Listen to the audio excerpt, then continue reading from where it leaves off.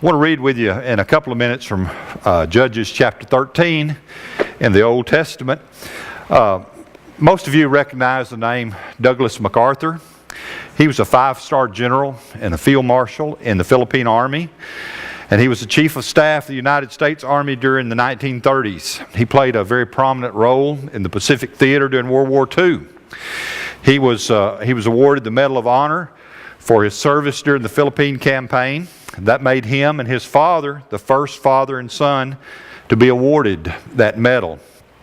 He was one of only 5 men to rise to the rank of the general of the Army in the United States Army, and the only man ever to become a field marshal in the Philippine Army.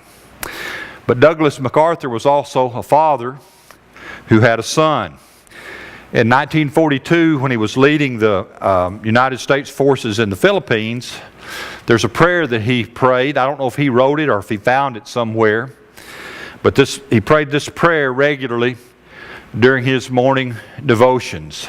He prayed, "Build me a son, O Lord, who will be strong enough to know when he is weak and brave enough to face himself when he is afraid, one who will be proud and unbending in honest defeat, and humble and gentle in victory.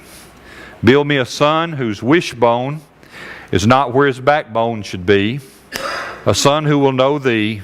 Lead him, I pray, not in the path of ease and comfort, but under the stress and spur of difficulties and challenge. Here let him learn to stand up in the storm. Here let him learn compassion for those who fail. Build me a son whose heart will be clean, whose goal will be high, a son who will master himself before he seeks to master other men, one who will learn to laugh yet never forget how to weep, one who will reach into the future yet never forget the past. And after all these things are his, add, I pray, enough of a sense of humor so that he may always be serious yet never take himself too seriously.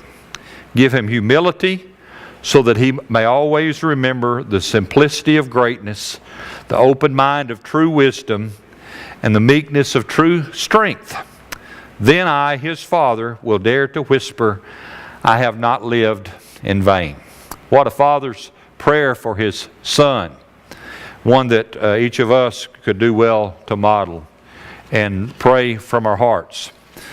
But Douglas MacArthur was not the first man, not the first father to pray for his son, and certainly not the last. I want to read with this morning a father's prayers for his son from Judges 13, and these prayers were prayed by a man named Manoah.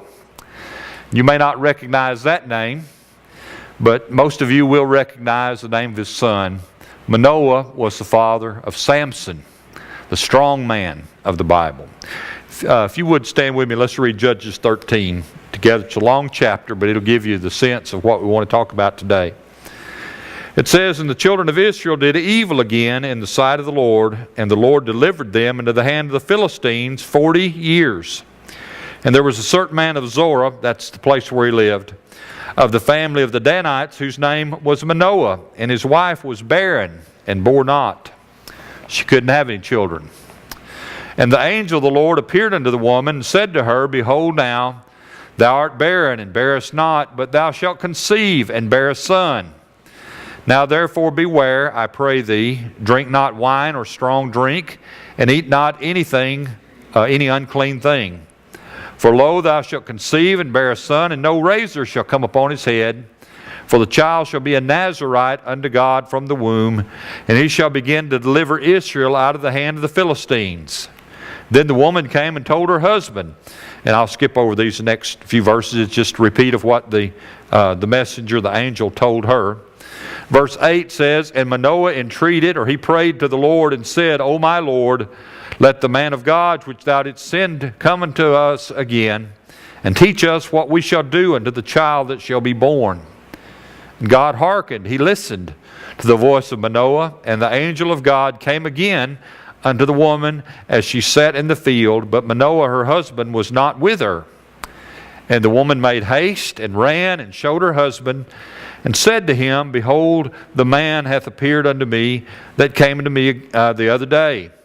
And Manoah rose and went after his wife and came to the man and said to him, Art thou the man that spoke to the woman? And he said, I am. And Manoah said, Now let thy words come to pass. How shall we order the child? And how shall we do unto him? And the angel of the Lord said to Manoah, Of all that I said to the woman, let her beware. She may not eat of anything that cometh of the vine, neither let her drink wine or strong drink, nor eat any unclean thing. All that I commanded her, let her observe. And Manoah said unto the angel of the Lord, I pray thee, let us detain thee until we shall have made ready a kid for thee. He wanted to kill a baby goat, make a meal for him.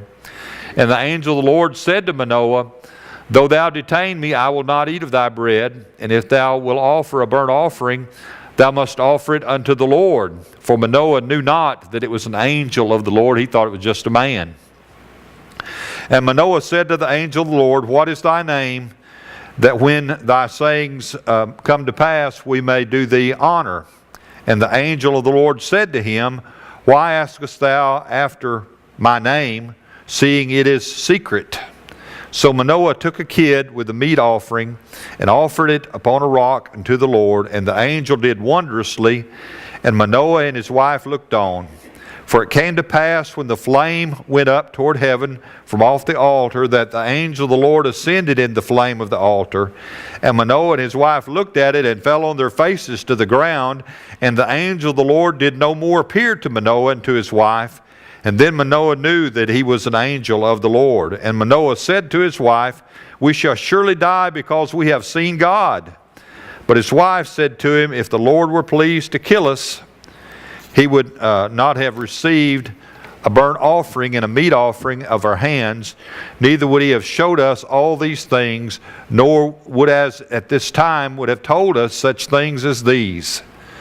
And the woman bore a son, and they called his name Samson. And the child grew, and the Lord blessed him, and the Spirit of the Lord began to move at times in the camp of Dan between Zorah and Eshtaol. Okay, thank you, and you can be seated. The father's name is Manoah. Manoah means rest. And it's fitting because the people were under the bondage of the Philistines for 40 years, and they were sick and tired of it. They were tired of being abused and mistreated and bossed around, and they needed some rest. Manoah is only mentioned in the Bible, here in Judges 13, and then again in chapter 16, where his burial place is mentioned. We're not told what his wife's name was. We don't know what her name was. This prayer that Manoah prayed is an example for us of how we as men need to be praying for our children. And you ladies, don't shut me out, because these principles here, it's addressed directly to men, but these principles should apply to all of us about what we can do to make a difference in the lives of other people. The prayer that he prayed, it was a prayer of expectation. You see, Manoah was a man of faith. He had faith in his wife. When his wife came and told him that she had seen this stranger had come to visit her, and told her that she was going to give birth to a son, it's important to note Manoah's response. He didn't question her cynically about it. He didn't mock her, telling her that she had just had some dream or something weird had happened. He didn't disrespect her, but he listened to her, and he believed her. He did not question her description that this was a man of God. It was an angel. They didn't know that at the time until he was caught up in the flame of the sacrifice and went up to heaven. But his response to her shows her that he loved her, that he respected her, that he had faith in her, and that he honored her. Men, one of the best things that you can do for your children is to love and respect and honor your wife. That speaks a message to your children's eyes and ears and heart that will be a model for them in the way that they should treat their mother and the way they should treat their spouse when and if they get married. This shows that he had faith in his wife. He trusted her. It also shows that he had faith in God. That is evidenced by the fact that when she told him this message and then he met the messenger of God, he didn't doubt the message at all. There was no reason for him to believe it other than that it was a message from God. We don't know how old Manoah and his wife were, but we know that they had wanted to have children. They had hoped to have children, but they had gotten to the point where it said that she was barren. They had about lost hope of having children. It was not physically possible for her to do that. But when the man of God, the angel, told them they were going to have a child, Manoah did not have trouble believing that. The only reason he had to believe it was because God said so. But Manoah's philosophy, his attitude was, God said it, and I believe it, and that settles it. He didn't ask for medical explanations or say, well, you don't understand, the doctor says we can't have children. God promised him that he was going to have a child, and he had faith in God to believe that. He showed that faith by making an offering to God, making a sacrifice to God. He showed that faith by offering prayers up to God. This prayer is a prayer of expectation. God promised him a son, and he believed that. He expected that God was going to do what he said he would do. And there is certainly a lesson for all of us that when God says something's going to happen, it's going to happen, even regardless of the obstacles that are in the way. This prayer was also a prayer of celebration. Manoah and his wife were really excited to hear the news that they were going to have a child. They were going to have a son. Children are to be viewed as blessings and not burdens. Oh, they can be burdens at times. You parents don't know this, but I've heard it costs a lot of money to raise a child. Y'all figured that out by now? We didn't realize how much till when all of our four left home. Our grocery bills went down a whole lot, you know, and a lot of other expenses are less now that the kids aren't around. The Bible says children are a heritage of the Lord. The fruit of the womb is his reward. As heirs are in the hand of a mighty man, so are children in the youth. Children are blessings, and that was true in different ways in that time than it is even now. Without a child, the family name would not continue. Without a child, the couple who had worked hard to earn money and make a living and build a business maybe, they wouldn't have a relative to pass it along to. Without a child, there wouldn't be anybody to take care of them in their old age. At that time, children took care of their parents when they got old and couldn't take care of themselves. There were no pension plans, retirement programs, or Social Security to help out. And that time when you got old, your children made sure you were provided for. And they didn't have anybody to do that. They were childless. So they were especially excited to have the news that they, after all these years of waiting, they were going to have a child. I hope that when your children come, that it has been and will be a time of celebration. It should be. The very miracle of birth is cause to celebrate the fact that God has shined on you with giving you a little baby to come into your home to love and depend on you and for you to take care of. That should be a time of great celebration. They named the baby boy Samson, which means sunshine or brightness. He brought brightness and sunshine into this lonely, childless home. And he brought peace. He would later bring peace and rest to the people as he helped deliver them out of the bondage of the Philistines. The birth of a child should be a time of celebration in our homes as we think about and wonder what God has in store for this child. What is God going to do for him? How is God going to use him to impact the lives of other people and our own lives as well? It was a prayer of celebration. It was also a prayer for direction. Now I know that men don't ask for directions. I've broken that rule a few times, and usually I regretted it because a lot of times when you're lost, it's hard to find somebody who's not as lost as you are. My grandson Caleb, he understands that principle. Men don't ask for directions. Not too long after we bought our first GPS system for our car, we were going somewhere, and the voice was coming out of this box, and Caleb kept looking at it with this puzzled look, and finally he said to me, he said, "Why are you letting that woman tell you what to do?" So he kind of understands men don't ask for directions. But Manoah did ask for directions. When I was a little boy, I thought being a daddy was an easy job.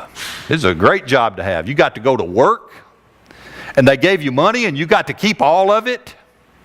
And you got to tell everybody at home, everybody in the household what to do. And they had to do it. That was easy. When I became a father, I figured out it wasn't as easy as I thought it was. Being a father is not an easy job. It's probably the hardest job that there is, except for maybe being a mother. Now, being a grandfather, that's the easiest job that there is. But being a daddy, being a father, that's a hard job. It's a tremendous responsibility. And Manoah prayed, and he said, he prayed and asked for God to send this messenger back. And he said, to teach us what we shall do to the child that will be born. You know, it's been said that most products you go and buy, they come with an instruction manual, but that children don't come with an instruction manual attached to them when they're born. But really, they do come with an instruction manual. The instruction manual for being a father and a mother is right here. Manoah was smart enough to know that he wasn't smart enough to make all the right decisions that a daddy needed to make. He knew he needed God's help to be a good father. And he said, he prayed, he said, God, send this man back. I got some questions for him. What am I supposed to do? I've never been a dad before. What am I supposed to do now? The Bible says, you fathers, provoke not your children to wrath, but bring them up in the nurture and the admonition of the Lord. Don't provoke them and upset them and make them mad, but teach them God's words. The book of Proverbs is basically a collection of wisdom that the wise man Solomon passed along to his son. There's a lot of wisdom there for you to pass along to your children. He also prayed, he said, how shall we, in verse 12, he said, how shall we order the child? How shall we do unto him? The New International Version translated, when your words are fulfilled, what is to be the rule of the boy's life and work? Most of us parents, when a new child arrives, we start planning, thinking, oh, he's going to be we want him to be a great doctor. Or maybe we want him to be a teacher. Or maybe we want him to be president of the United States. Or maybe we want him to be a big athlete, make a lot of money. Maybe I want him to follow my own line of work. But Manoah prayed, God, what's your plan for him? He realized that God had a plan for this little boy that was coming to their life. And he realized it more important than what he wanted this little boy to become was what did God want him to become. Folks, God has a plan for every child that's born into this world. And rather than trying to force our plans on a child, our prayer needs to be, God, show me what you want to do with this child. Show me how I can teach him and direct him to prepare him to be the adult that you want him to be. It was a prayer for direction. The prayer that Manoah prayed was also a prayer of dedication. Manoah was told that God had planned for Samson to be a Nazirite. Now in the Bible, there was something called a Nazirite vow. And usually, this Nazirite vow, it was a vow that an adult would take on himself for a certain period of time to accomplish a certain person. It was his way of saying, God, what I want to do is very important to me, and I'm going to take this vow, and I'm going to live this certain lifestyle and, so that to show you I'm serious about this, and I want you to help me accomplish this purpose that I'm trying to accomplish. Normally, that's the way it was, but in two cases, the Nazirite vow, God put it on somebody before they were born, and it was to last their whole lifetime. And that was the case with Samson and also with John the Baptist. They were both to be Nazirites from their conception. The Nazirite vow put certain restrictions on somebody. And again, usually this was a voluntary thing that somebody did for himself. It was symbolic in nature. A part of the vow was he was to avoid wine, to avoid alcohol, and it was such a serious thing about making sure you avoided alcohol. Not only would they not drink wine, but they wouldn't eat grapes or they wouldn't eat raisins for fear that there might be some fermentation in that. So it was an avoidance of wine and the product of the vine, anything that might pertain to it, because in that time these were symbolic of luxurious living. A Nazirite vow involved a very simple lifestyle, a basic lifestyle of simplicity and discipline. Also part of the Nazirite vow, as long as somebody was under this vow, he was not to cut his hair. They said there was not a razor to come upon his head. Now, contrary to popular belief, Samson was a man of great strength, but his strength did not come from his hair, from his long hair.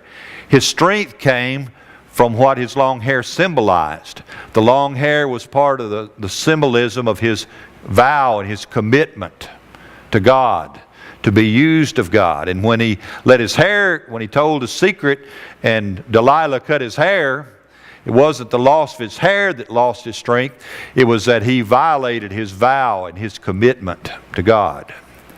Whenever we violate our commitment to God, it makes us weak and vulnerable. But that was part of it. He couldn't cut his hair. The long hair was to identify him publicly as a Nazirite, somebody who had made a special promise to God and that he was trying to keep it. Also part of the Nazirite vow was he couldn't touch anything dead. That would mean he couldn't be a pallbearer at a funeral. It would mean he couldn't touch a dead body, whether it be human or animal. He couldn't hunt. He couldn't be, if he was a hunter, then somebody else had to handle the dead carcass. That was also symbolic. This Nazirite vow was a symbol of the preeminence of God in his life. That he was committed to God for a special time and for a special purpose. This vow not only involved the child, it involved the parents as well. It's explained that since Samson was to have this Nazirite vow on him, then his mother was supposed to take great care to avoid alcohol and certain foods during her pregnancy. Now, we think that's modern science that says don't do that, but God knew about that a long time ago. And this was part of her responsibility. Parents, if we want our children to be dedicated to God, we need to have some dedication ourselves. Whether in a formal church service where sometimes we will have parents come and bring a baby forward and make an official public dedication of that baby, or whether it's a private thing in your heart, each of us parents needs to have made a dedication of our children to God and ask God to use them and ask God to help us set the pattern and be the examples for our children to follow so that they can serve God. It's been said that children tend to follow our example more than they do our advice. And that's especially true if our life says one thing and our instruction says something else. So this dedication involved not only the child, but it involved the parents as well. There's a little poem that says, there are little eyes upon you, and they're watching night and day. Take in every word you say. There are little hands all eager to do anything you do, and a little boy who's dreaming that one day he'll be like you. And there's a question for us to ask. If our children turned out to be just like us, would we be happy with that? Would we be pleased with that? Or do we want them to be different than we are because we realize that we're not setting the right example that we should? This prayer was also a prayer of realization. They got to realize, they got to see, they got to experience the promise that God made them. According, just like He promised, God gave them a son. Physically it couldn't happen, but God made it happen. His parents followed through with their commitment that they had made to Him. From the time that he could hear and understand, they taught him, told him, reminded him that he was a special gift from God, and that they had made a commitment for him to walk with God and to serve God and to be used of God in a very special way. The Bible says, train up a child in the way that he should go, and when he was old, he won't depart from it. But yet, if you know anything about Samson, and if you are not familiar with that story, go ahead and read, when you get home, read the next 2 or 3, 4 chapters in Judges, and they'll tell you about Samson. Some would say that Samson's life was a failure, that his story is one of wasted potential and unused gifts. He showed very little interest in delivering Israel from the Philistines. He did fight against them and defeat them at times, but usually it was in the form of a practical joke or to get personal revenge for something that they had done to him. Although he never forsook the worship of God to worship the Philistine gods, he did have a dangerous attraction to Philistine women. He never displayed his parents' faith or their faithfulness to God. Concerning his mission in life, we might look at it and say that Samson was a failure, and therefore his parents were failures as well. But Charles Swindoll describes the situation this way. He says that being godly parents is no absolute guarantee that you'll have godly kids. Doing a good job of training children and teens provides no airtight promise that that what you're doing will turn out exactly right. You and your mate might walk very closely to God today. You might have begun to walk with Him soon after your child was born. You may have had the highest hopes for your child, but you're not experiencing the delight of your heart, at least not yet. Nothing thrills us more than to know that our children are walking in truth, and nothing hurts us as much to realize that they're not. I'm sure that sometimes people look at parents and look at the way their kids turned out and said, man, they seem to be such good people. But they must not be the kind of people we thought they would be, or their children would not have turned out like this. That's very dangerous for us to make that judgment. Because no matter how serious the parents are about their relationship to God, and no matter how they follow God's instructions, children have a mind of their own. And they don't always follow the instruction, the example that we set for them. But Samson did give his people some relief and rest from the Philistines. And he did return to the Lord just before he died. And God saw fit to include Samson in the faith chapter in Hebrews chapter 11, along with Abraham and David and people like that. He's mentioned in Hebrews 11:32. So some might conclude that Samson was a failure. His own parents might have thought that. Some might conclude that Manoah and his wife were very poor parents. Maybe Manoah and his wife thought that themselves sometimes.